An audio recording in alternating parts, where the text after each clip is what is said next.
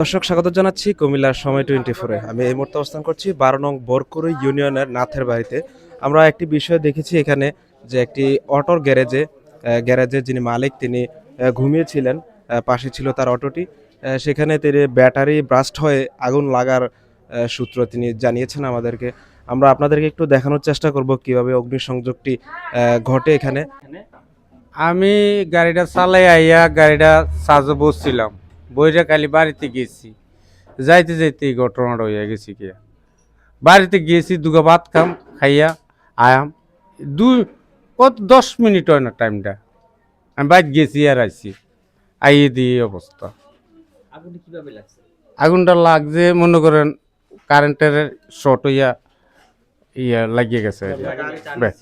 হ্যাঁ, গাড়িটা চার্জও দিয়েছিলাম, গাড়িটা চার্জও দিয়েছি আরে ঠাস করে আমার জ্বলে গেছে গাড়ি। এই মাত্র আইনা বসছি, বইরা খালি বাড়িতে গেছি। বন্ধ আছিল, এই শাটারটা হালাই দিয়ে গেছি, শাটার তালা মারি না। আমার থেকে লাগে যে কি আমি নিজেও করতে পারি না, কি থেকে এরকম হয়ে গেল।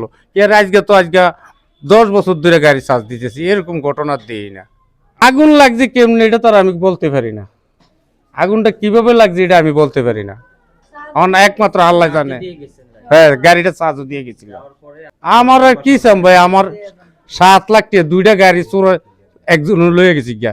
তারপরে 7 লাখ টাকা দেনার তলে পড়ে গেছি। 7 লাখ টাকা দেনার তলে, 8টা কিস্তি, 8টা ব্যাংকে আছি আমি।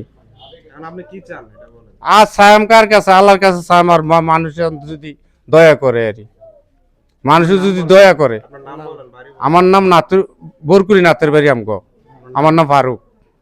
আইয়া দেখছি দরজা স্যান্তন সালি বেরিয়ে আইসি, আইয়া দেখি দরজা বন্ধ, আমরা ঢুকার কোনো রাস্তা নাই।